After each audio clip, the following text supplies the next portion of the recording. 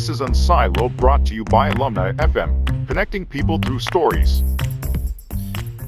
Hi, this is Greg LaBlanc. Welcome to Unsiloed, and I'm here with Michael Arena, who is the VP of Talent and Development, is that right, at AWS, and used to head up talent at General Motors, and is the author, which is why you're here, Michael, is because you're the author of this fantastic book called Adaptive Space, which really kind of took the HR world by storm, I think, a couple of years ago, and it was really on everybody's lips, and it's really been super influential, and I highly recommend it for anybody in kind of the world of HR thinking about innovation.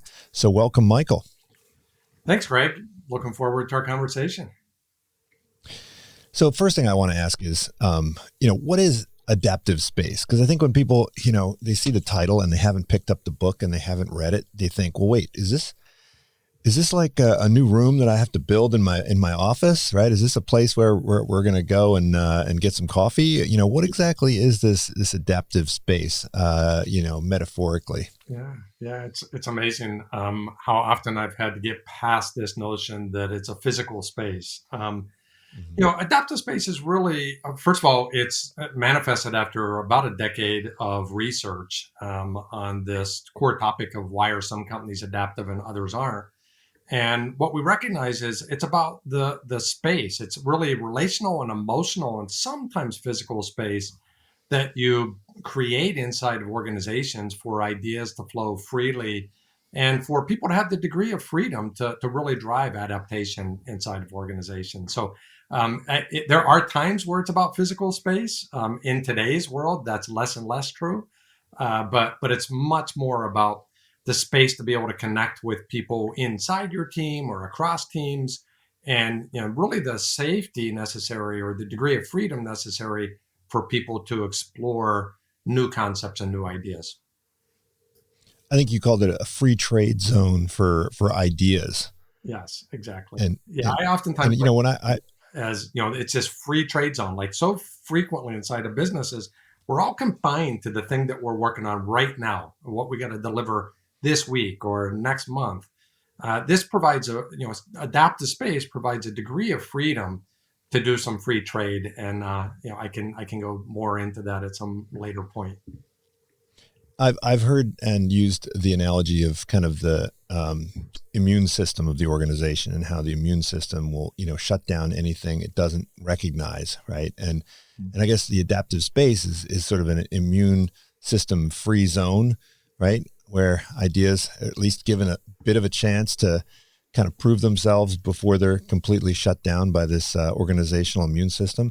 Why is it that organizations have this immune system? I mean, if ideas are so awesome, and ideas, of course, are the source of all innovation, why are so many organizations designed to kind of shut down ideas before they get off the ground? I mean, let's diagnose the problem before we start thinking about the solution. Yeah, I think most organizations don't start that way, right? They start off with great ideas, new ideas, flourishing, bouncing all around the organization. And, as a small, more biologically organized organization, ideas flow readily, and you decide which ones have fitness, which ones don't. And you invest in those that do, and you don't invest in those that seem, fruitless to you. Over time, what begins to happen, and my good friend Charles O'Reilly down at Stanford describes it as the success syndrome. Over time, what begins to happen is as you start to repeat success with an idea and you start to scale it, then deviating from that path begins to add risk, at least for that core feature or core component. So what happens is bureaucracy, hierarchy, rigor, standardization, all those things begin to set in across time. And it makes it harder and harder for us to accept new ideas. And virtually everything that's built up is to drive and scale success of the core handful of things. So the introduction of a new thing is noise. The introduction of a new thing adds risk, to the core thing that you're trying to do. And it's the dilemma. It's the innovator's dilemma. That Clayton Christensen's talked about for years and researched for years. And that's what happens is I call them the antibodies, but the antibodies begin to kick in and they prematurely stifle ideas, before they can bear new fruit. Now, I think here in Silicon Valley, and you spend time in Seattle and other places, words like bureaucracy and routine, they have a very negative flavor to them. But of course, they're good things, right? I mean, this is what you want when you get to a more mature organization. You want systems, and you want efficiency, and you want functionality, and you don't want distractions, and you don't want chaos. So Charles Riley talks about explore and exploit and the trade-off between the two.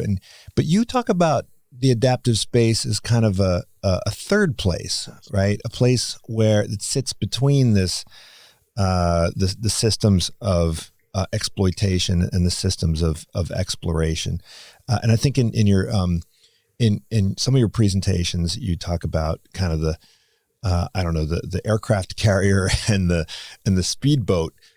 What exactly do you mean by third place?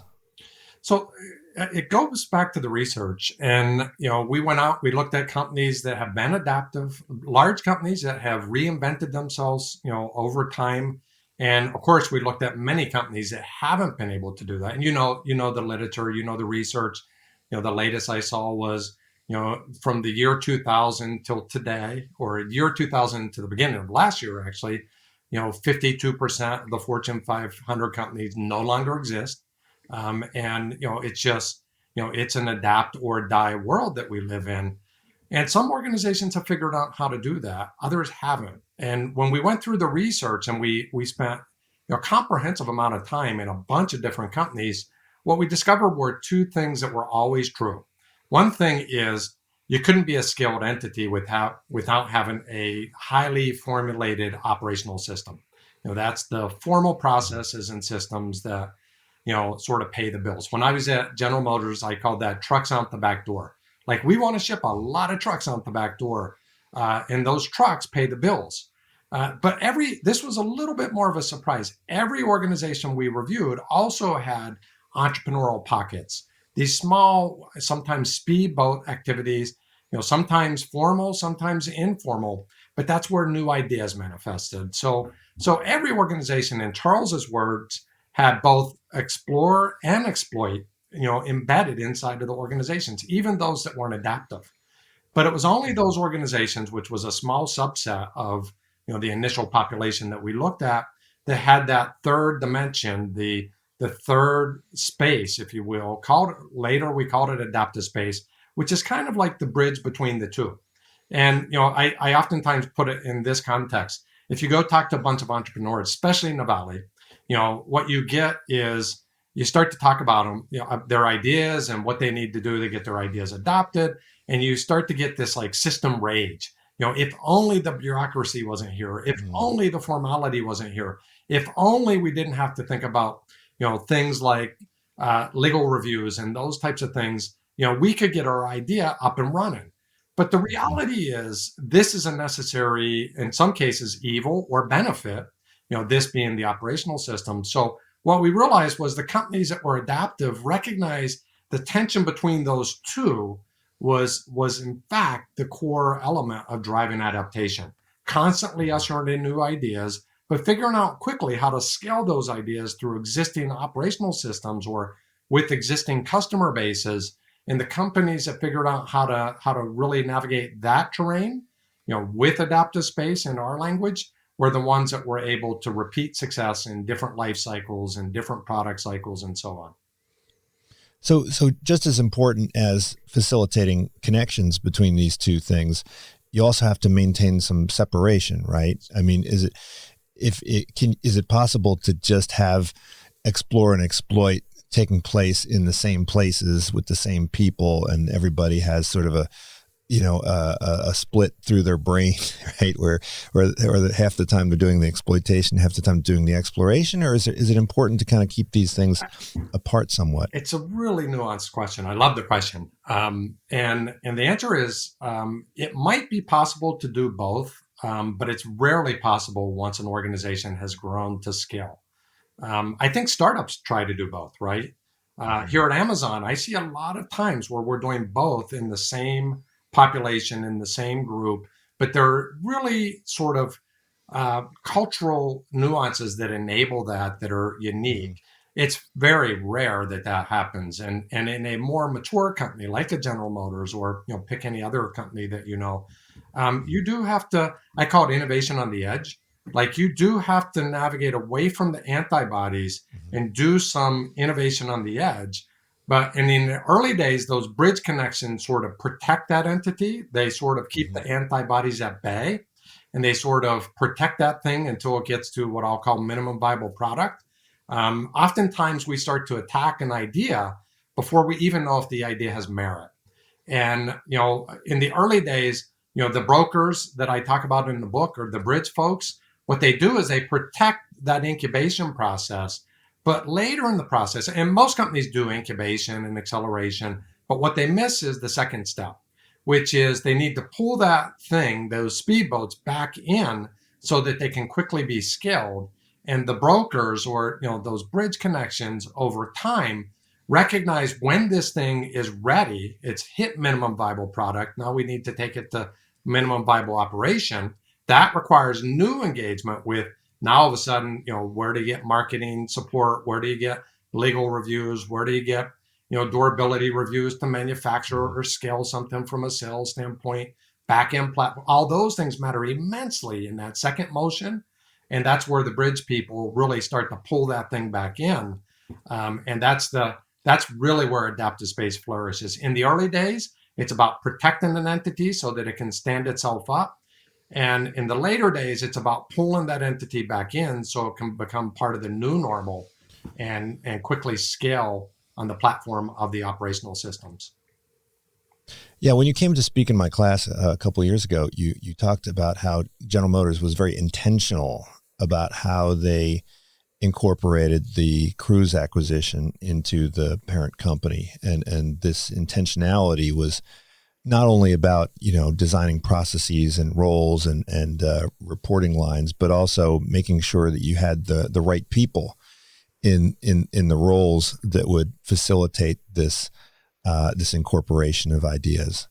Can organizations be very intentional about creating this adaptive space? Are there processes that they can put in place? Are there organizational design initiatives that they can put in place? Or is it simply a matter of making sure that you have kind of the right people driving these processes? Yeah. And we'll talk about the different types of people, the characters that you've created for your book, but it's a great question. Maybe that high level question. I think the answer is you need a little bit of both. You need and social connections matter immensely. Like, if I were to tell you the research, what we were looking for were new forms of leadership. We went into this whole body of research thinking about, what does a new form of modern leadership look like? What we discovered was it's all about connectivity. It's all about social architectures. It's all about social arrangements, and how you think of an organization as a network as opposed to a set of structures and processes. Mm-hmm. And if you flip the lens for a moment and you start to think about all the latent potential that exists inside of an organization, then you can start to think about different social arrangements to do exactly what you just described, Greg.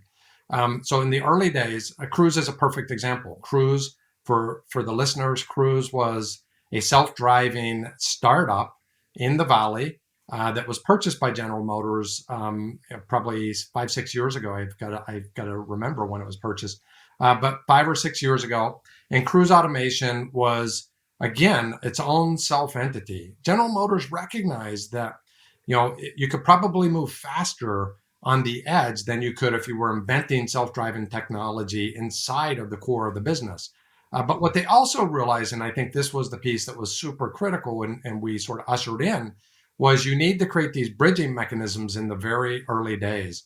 So what Cruise was basically doing was left alone to continue to operate as a startup, using agile methodologies, using Scrum and other methodologies to quickly move to build minimum viable product. And in essence, in just 18 months, they created 4 generations of self-driving technology moving super fast because speed matters disproportionately there. But over time, so you can, is the answer, usher that in. But the next motion of, how do you build the bridging mechanisms so that you can do that at scale? You can manufacture self-driving vehicles, in a traditional manufacturing facility. That required a different motion. And it does. It requires new architectures, social architectures. And it also requires being super deliberate about the people you're placing in each of those individual areas. Now, you talk about social capital and how it differs from human capital. And I think, the HR function or the talent management function, as we think about it, is generally concerned with identifying kind of individual roles and individual talent portfolios that you want to slot into particular positions. And I think you're emphasizing that's really not the right way to approach it. You have to think about social capital and, how do you construct these collectivities or these networks or these connections? Could you talk about that research a little bit, and also talk about kind of this whole idea of how you can use network analysis to kind of really understand how a company works in practice as opposed to works in theory? I really love how, you can use data to see that the org chart is not really, what's really going on inside an organization. Yeah. Human capital, I'm in the talent space. So human capital continues to matter for me. Like, we've got to bring really smart people into our organizations. So, but human capital stops by saying, like, let's bring the best people in, or let's develop people so they can be the best. Social capital adds another dimension to it and says, we need to get the best out of our people as well. And you know this, like, if I just share some stories, like, we all know that person who's really, really smart, maybe the wisest person in the room, and they need to let you know that they're the wisest person in the room. And, they start to tell you how they're the smartest person in the room. And every time you ask a question, they've got the first answer, and it's always the best answer. And then after a while, your eyes glaze over and it becomes, well, want. You stop listening to them. Chances are they probably are really, really smart. But the fact that they've got themselves marginalized in such a way that their social capital position is on the edge of the network mitigates their ability to contribute.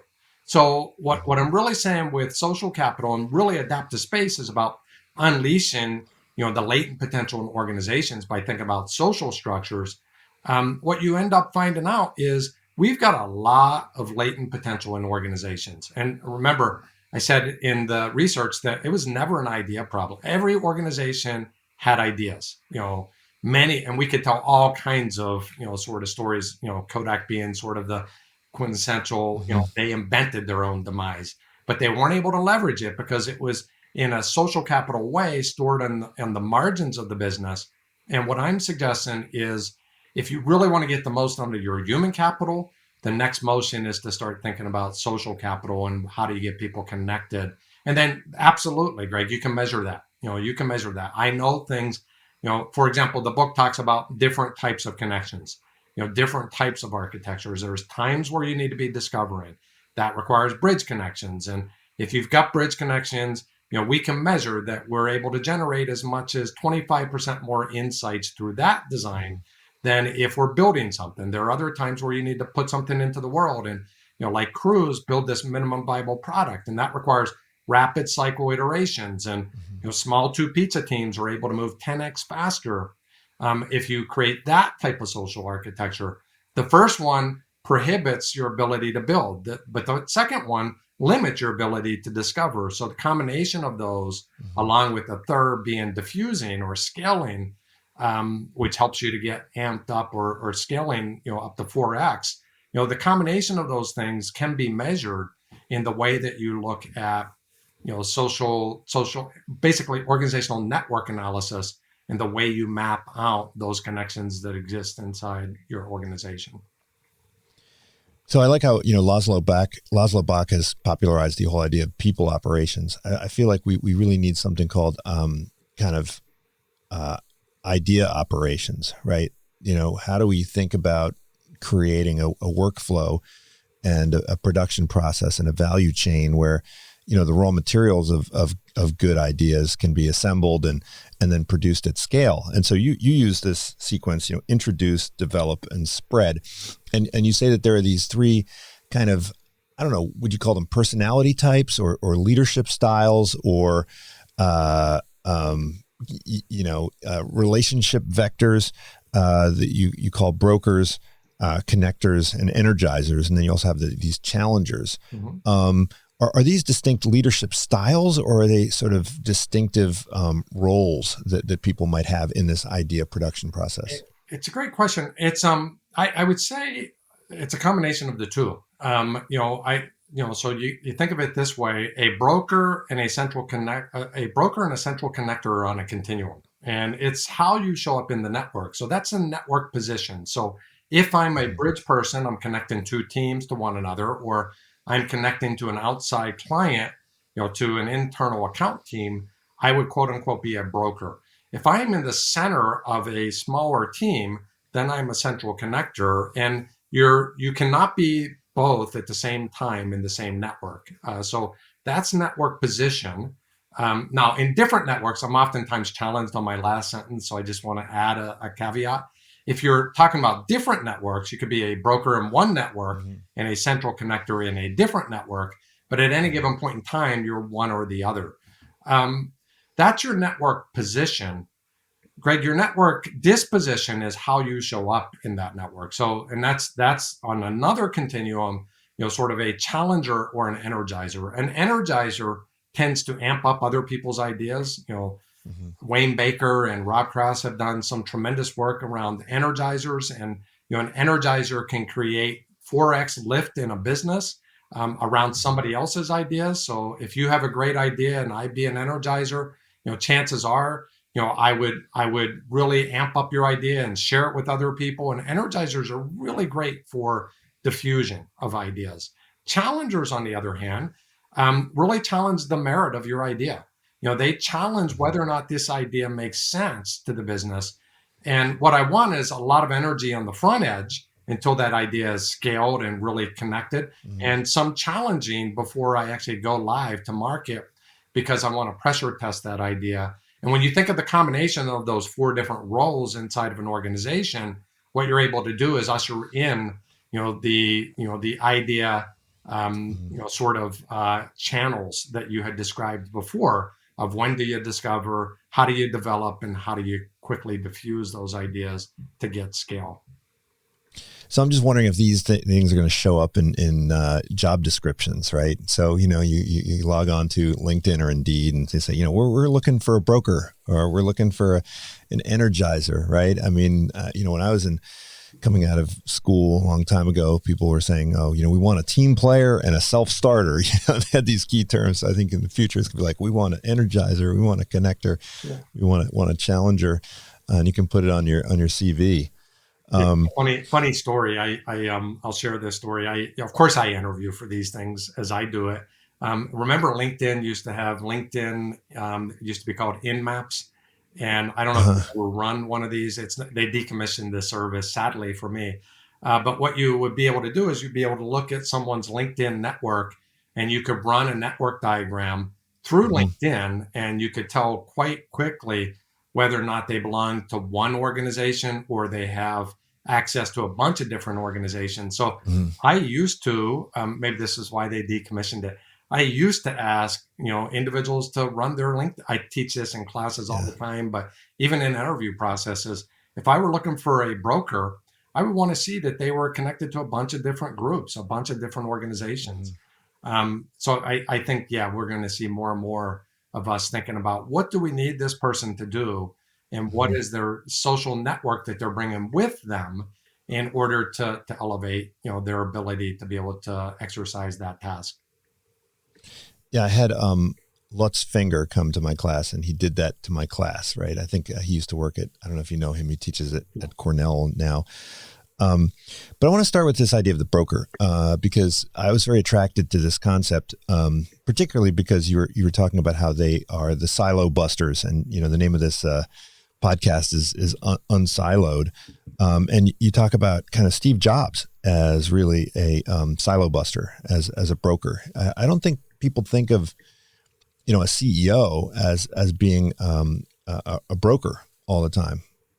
What does it mean to be a broker? So in the book, I share Steve Jobs' patent network, and it's pretty interesting. Steve Jobs didn't have the most number of connections inside of Apple. No, I don't have access to his outside network, but as you listen to the stories, he certainly operated this way in the Valley. But he was a consummate broker. He was not the most centrally connected person inside of Apple's patent network, but he had the most diverse set of networks. In other words, he had the most set of connections across different teams. What that positions him, Ron Burt has done a ton of work on brokerage, Ron Burt at University of Chicago. And what he says is a broker has three competitive advantages. They have early access to novel information, they have access to diverse sets of information, and they have control over the diffusion of that information. And Steve Jobs epitomized those things. Oftentimes I ask people to describe Steve Jobs, and they say, brilliant innovator, super intuitive, very creative, and sometimes you'll get the downside, very fierce, a big challenger. And I would say that those were all human capital descriptors. If you look at Steve Jobs' social capital quotient, he is basically the consummate broker. And he was able to decide how to connect this dot to that dot, his famous quote being connecting the dots backwards, in order to usher in new things. And he also did that externally by constantly staying connected to big thinkers in such a way that he could get early signal or novel signal from what was happening in the marketplace. So I would argue that if you believe in this theory, Steve Jobs' real competitive advantage was his network. And what he was able to do was really leverage his network to do a considerable amount of the work for him. And those other things, I'm not arguing that those human capital traits are incorrect. I just don't know which came before which. And I think it's the combination of thinking about social capital equity that really can accentuate an individual. Yeah, I think it's important that there's this connection across teams and across different functional areas and across different areas of expertise. So how would you distinguish the brokers from the connectors, which is kind of the next group of people, the folks who do kind of the development of these ideas? So the central connectors are the ones that are at the center of the network. They do have the most connections, generally speaking. Usually they have the most connections in a concentrated portion of that network. And they tend to be the ones that are highly trusted, super respected. Rob Krauss would tell you that 3 to 5% of the people as central connectors provide 95% of the value to the network, or at least that portion of the network. They're not so great at bringing in new ideas, but they're really good at building ideas. They're really good at hitting minimum viable product. They're really good at building these ideas quickly in rapid motion, especially if you start to add in some of the Agile theory around it. And the reason they can do that is because they're so deeply trusted. In the book, I actually talk about, and I sometimes get frustrated with myself because I talked about leaders a lot in the book because you have access to their stories and their information. I also talked about a lot of individual contributors in the book that were brokers and central connectors. So you don't have to be a leader for any of these. But the central connector I talked about in the book was Thomas Edison.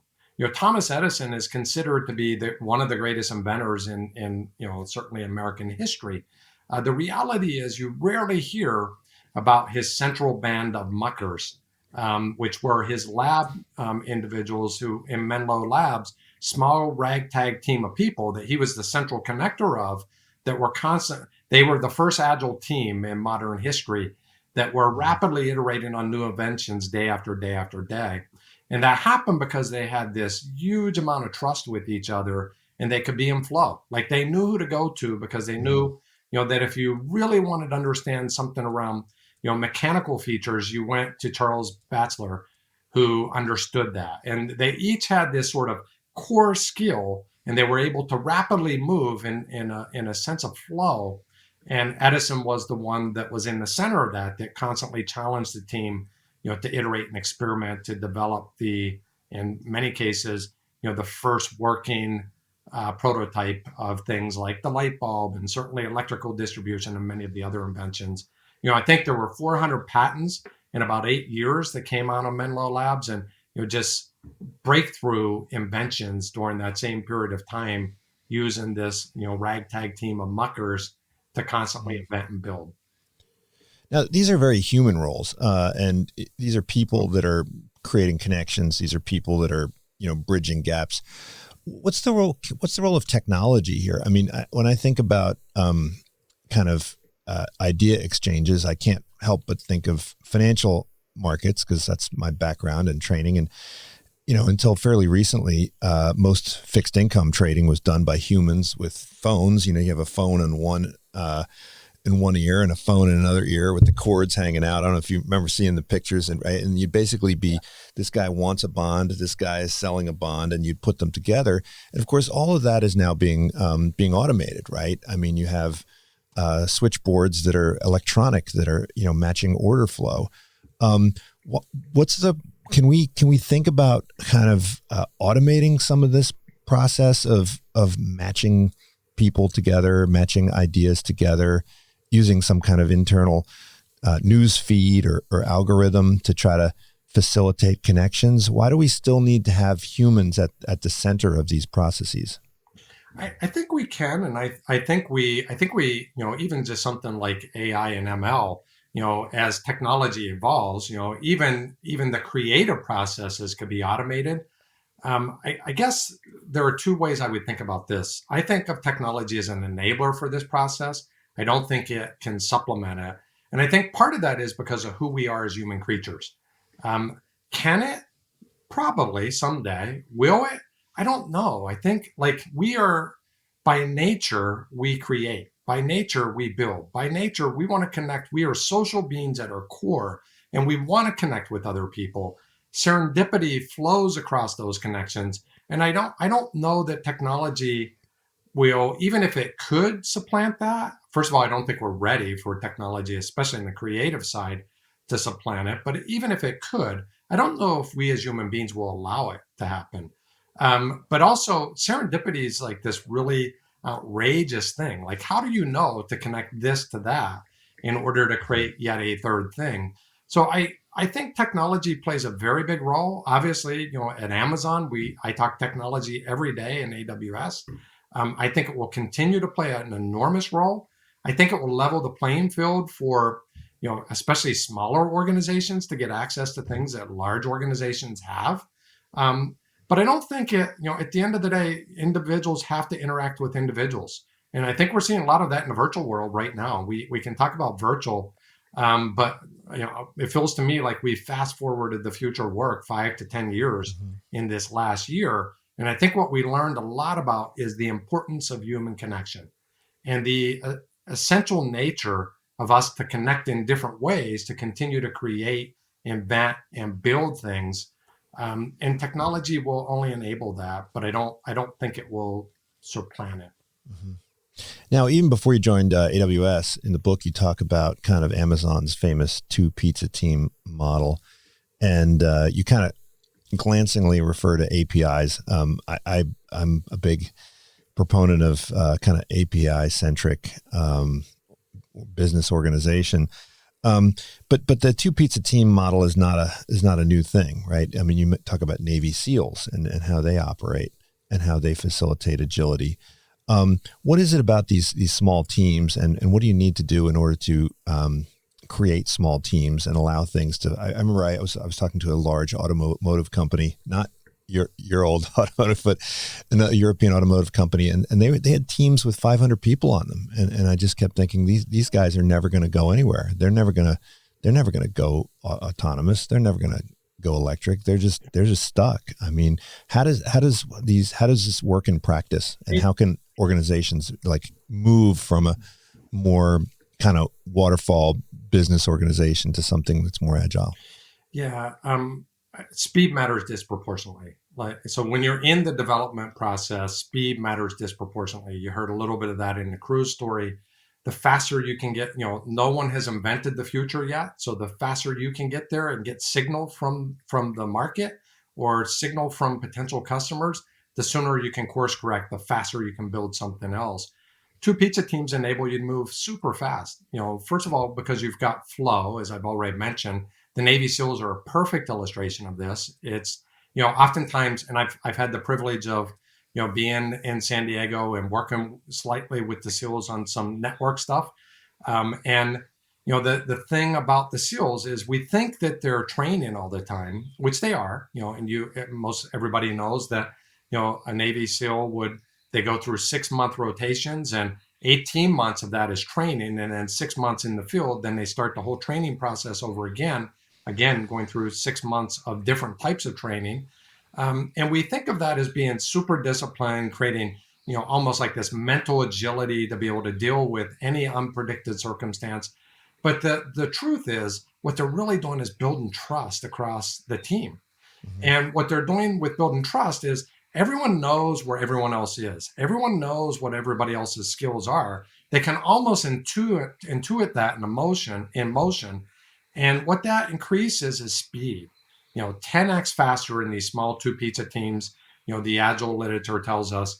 And what that means is you can iterate much more rapidly and you can get stuff to market sooner.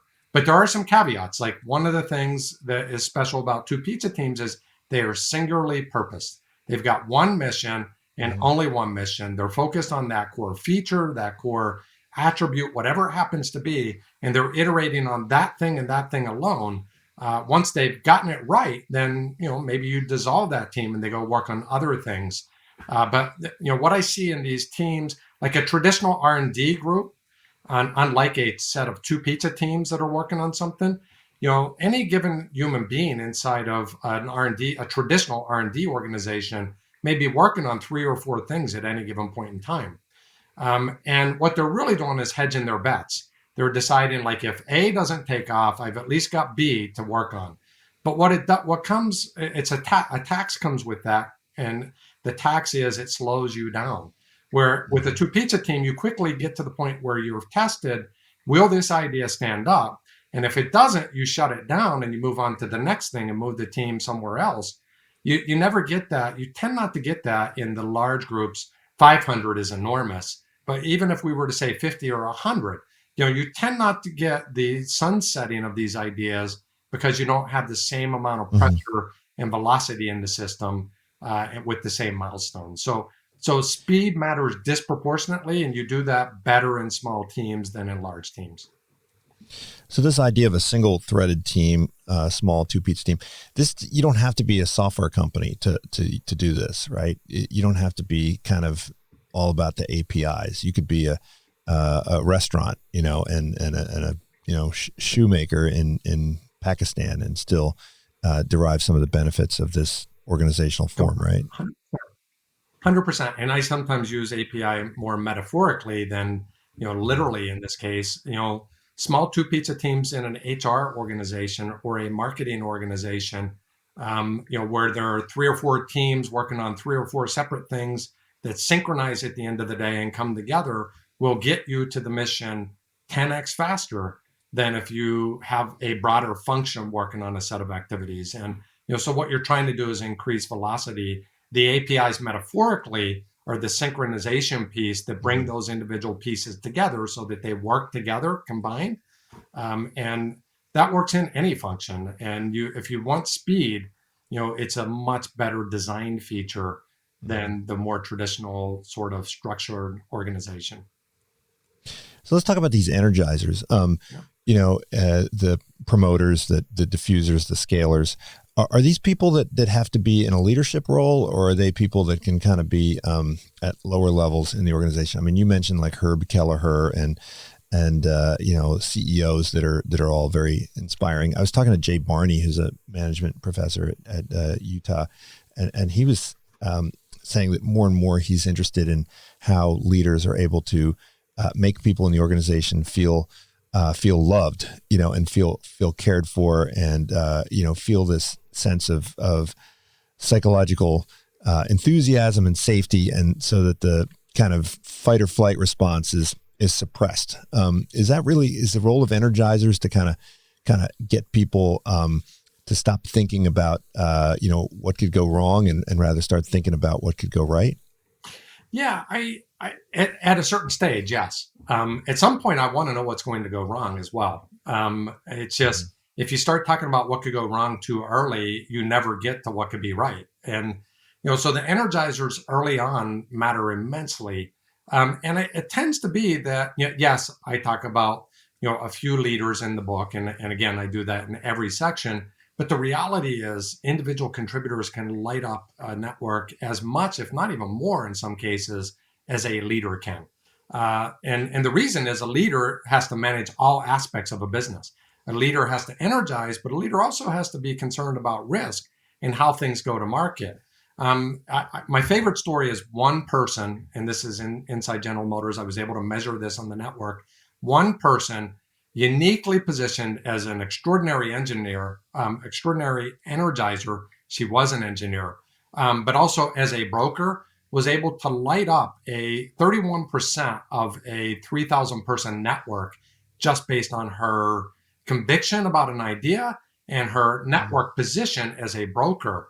And one individual contributor was able to light up 31% of the network, which means amplify those ideas. It was actually someone else's ideas, not hers, and amplify them across that organization in an emergent, bottoms up manner. So if you can catch that energy early on in the product life cycle, what you're able to do is you're able to connect it to different parts of the business to make it better so that whenever it finally is challenged, which it will need to be, it's much better suited to stand up against that challenge because you've connected on across the broader part of the organization. My favorite story is one of the things we used to do is we used to open up a movie theater and do these shark pitch tanks where people come up and they spend 4 or 5 minutes, that's it, using a Pechakuchu style of presenting an idea from the front of an auditorium.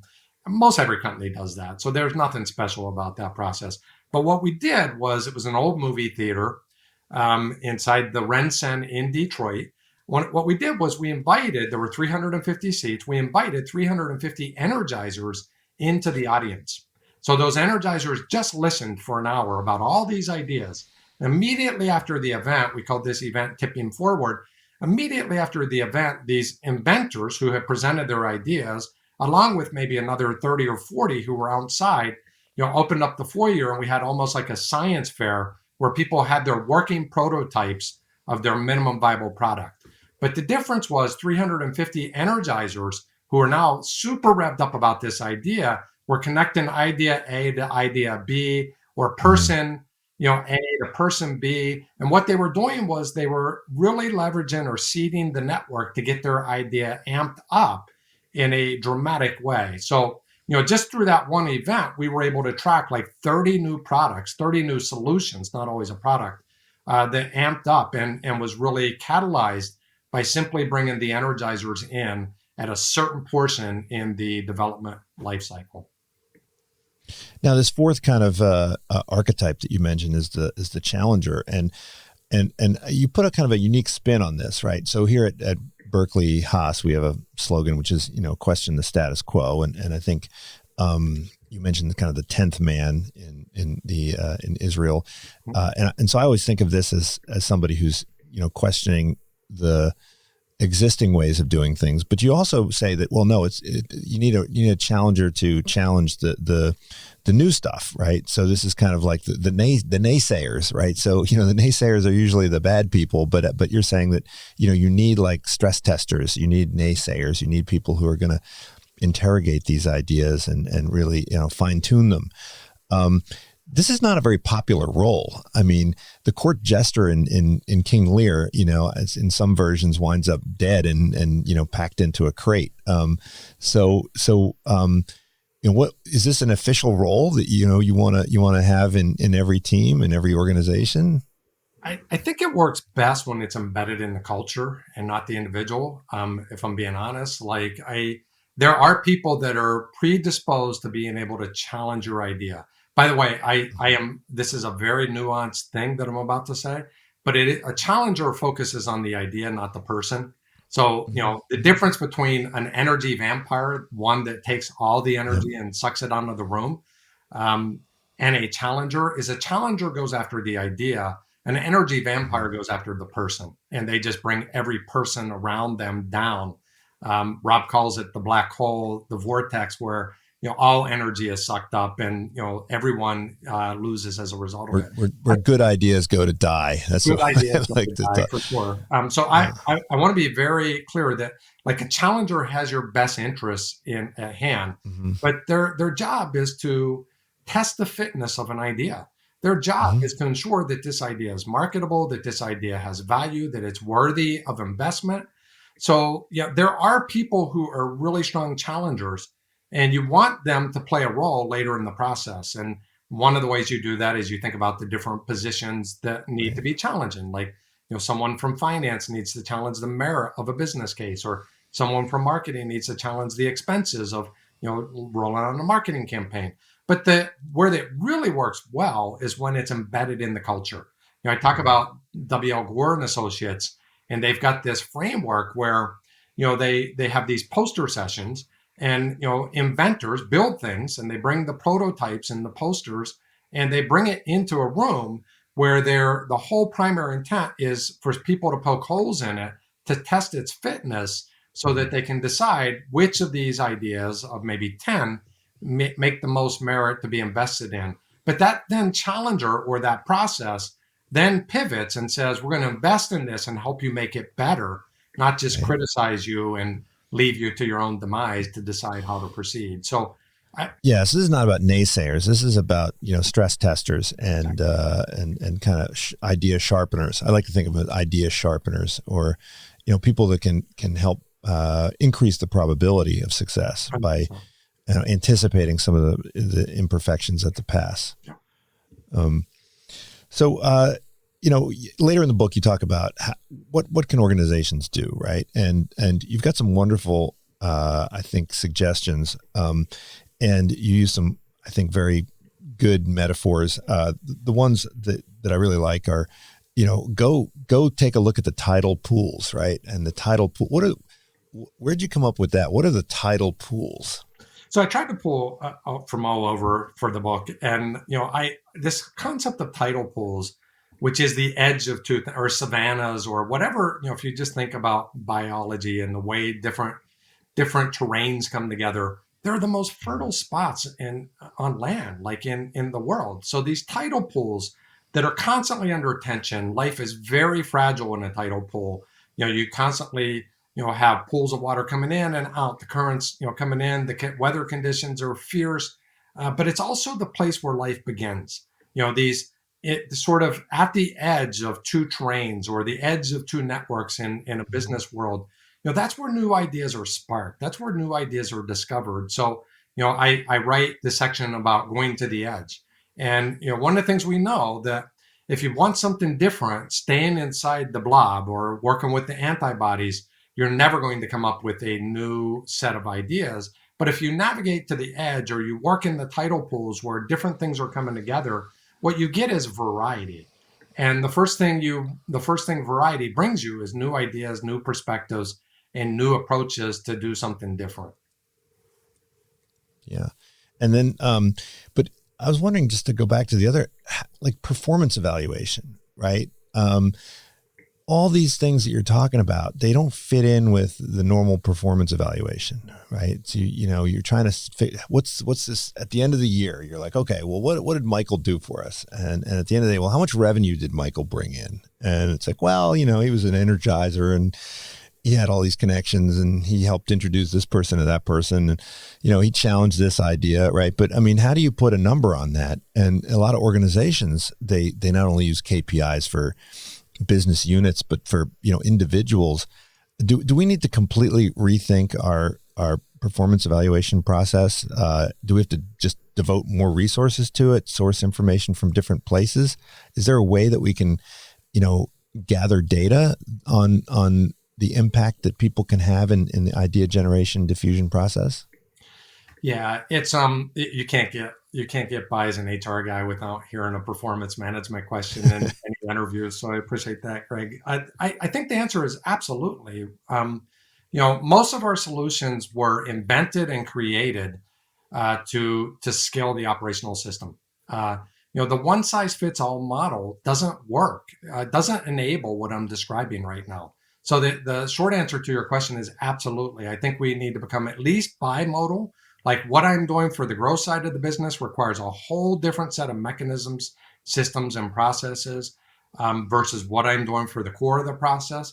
And I oftentimes even say maybe even trimodal, because there's the third dimension, the adaptive space or the bridges that maybe require a little bit of both. And I think our solutions are going to have to become much more eloquent in the way that we think about enabling this set of activities for an organization. If you apply a one size fits all central system, it is most likely going to prematurely stifle ideas on the front end, because ideas in the nature of the operational system are waste.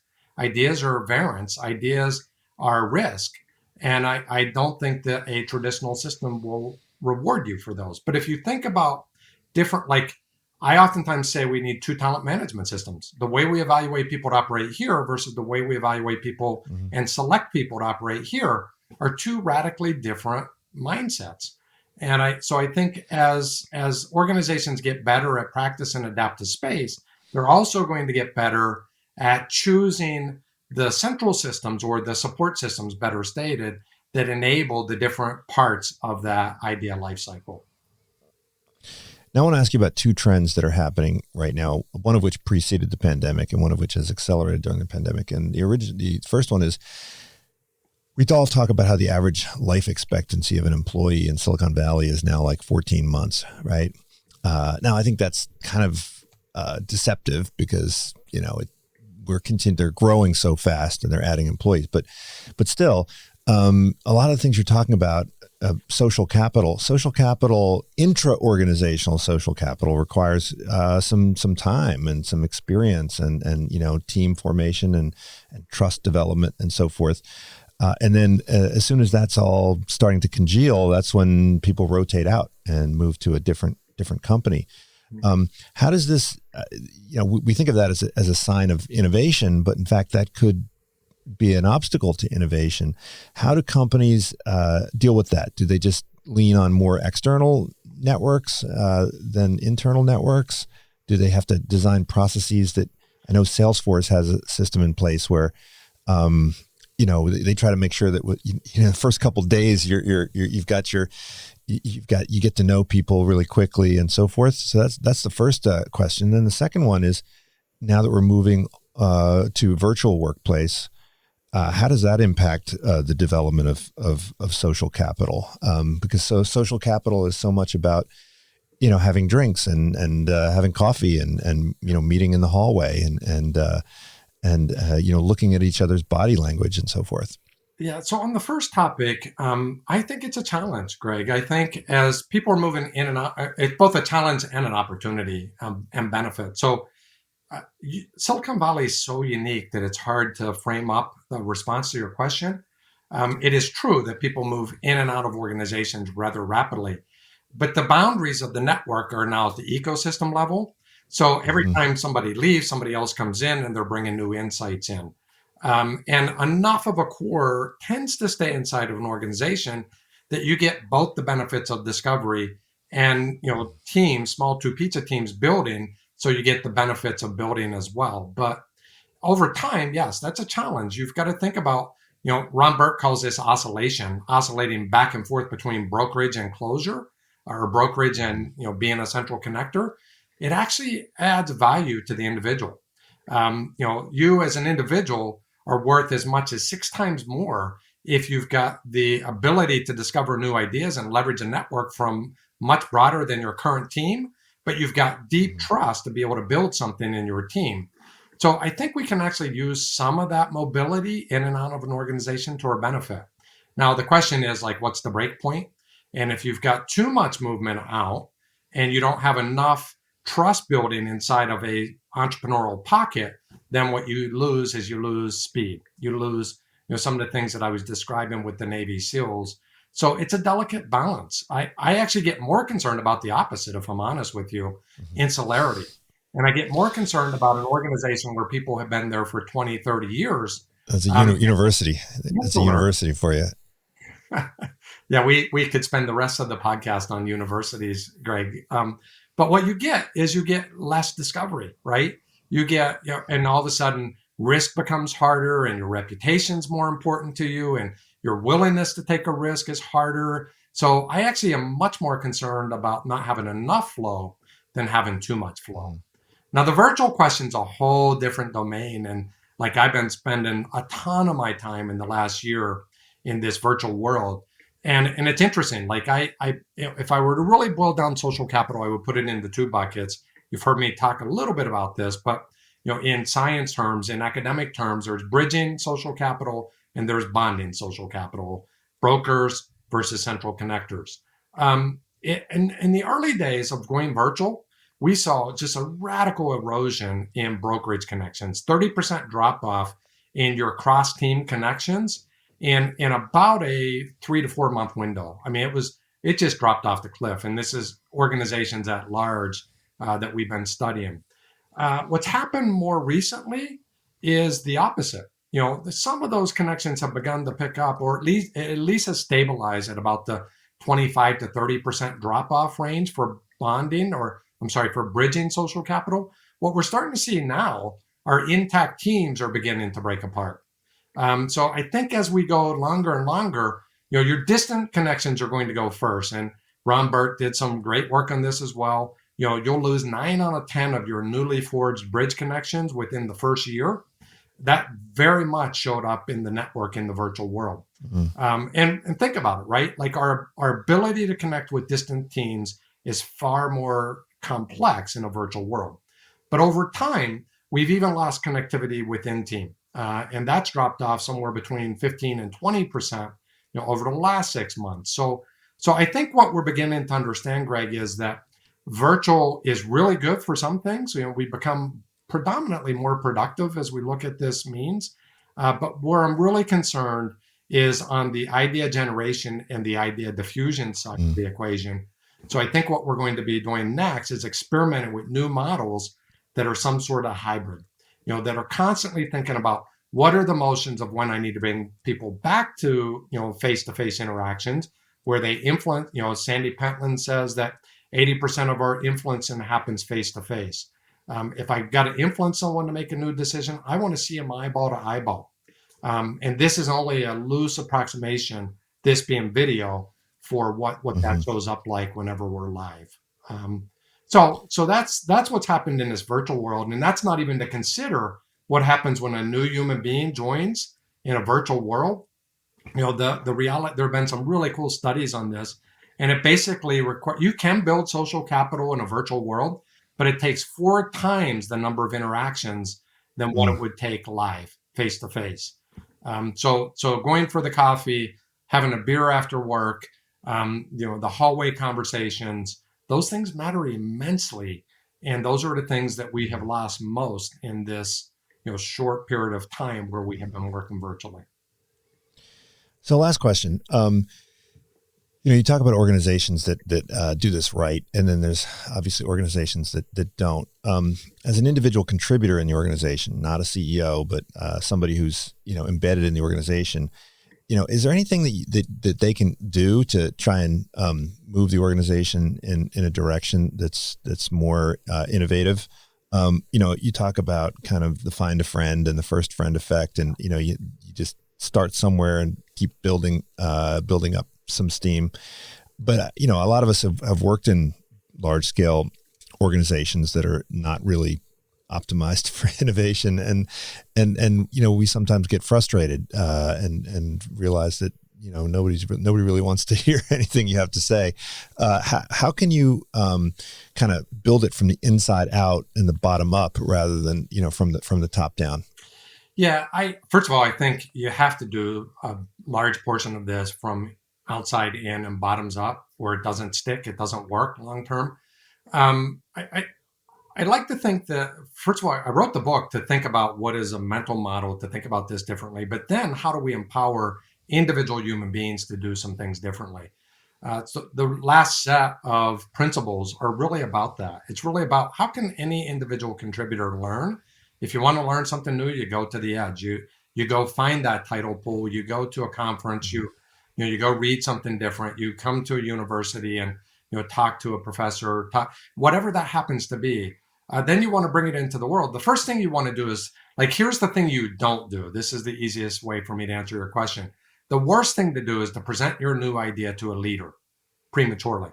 Because if you think about it, leaders, get new ideas every single day. And as a leader, I probably say I'm a hypocrite, by the way. What I teach and what I present and what I study versus how I act at times makes me a hypocrite. I get new ideas every day. I can't say yes to every one of them. I've got to evaluate resources. I've got to, make trade-off decisions. So I would say 9 out of 10 times when you present an idea to a leader, they're going to say no. But if you go find a handful of individuals, find some friends, and you work on it and you build it and you prototype it and you become more convicted about it. Like the other thing I'll say is I probably have 10 new ideas a day. I'm one of those people that's constantly thinking about new ideas. By the end of the day, I'm maybe like one of those 10. Like I feel halfway convicted about one of those. By the end of the week, maybe, of the 5 that I felt convicted by, maybe one is actually one that I continue to think about during the next week. So part of this is you got to do your own gut check. Like, is this something that I feel like I want to invest my own energy in? And the best way to do that is to go find a handful of trusted friends, people that can help you to think about the idea positively and generate on the idea. Energizers, friends do that. I say follow energy next, like find out what signal you're getting from an interaction with another human being. If they're giving you the dead stare, like what are you looking at? I get them a lot. Maybe that's not the best idea to engage in. But if you're getting a lot of reinforcement, maybe that's an idea you can continue to invest in. And so I do think that there's this opportunity to do this in a very emergent manner. And I think that can happen naturally if leaders set some tone or provide some degree of freedom, to enable it at the top. So that's how I tend to think about it is, go to the edge, find a friend, follow the energy. And then eventually, whenever you really start to be convicted about this thing and you build it and hopefully have prototyped something so that it's not just a figment of your imagination, but it's a real live prototype, then you go try to pressure test it and bring it to a leader to try to get it resourced and supported. And if you're lucky, your network begins to do some of that work for you because it's now not just your idea, it's our collective idea. And it's much easier to influence and drive change adoption around the new concept if you've got critical mass or at least some larger group of people invested in it with you. Yeah, that's great insight. I think, that's something we need to teach in our business school, which is, how not just to generate ideas, but really, make those ideas live and flourish within the organizations.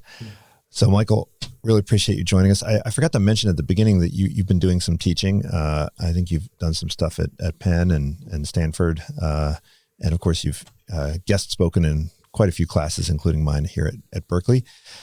This is the book, Adaptive Space. Any new books on the horizon by any chance? I've got some bouncing around in the mind, and I found a few friends, and we're playing around with the idea, but it's still manifesting itself, Greg.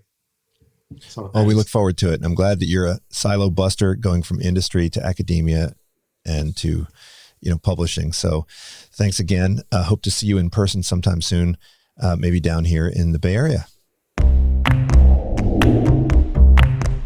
This is Unsilo, brought to you by Alumni FM, connecting people through stories.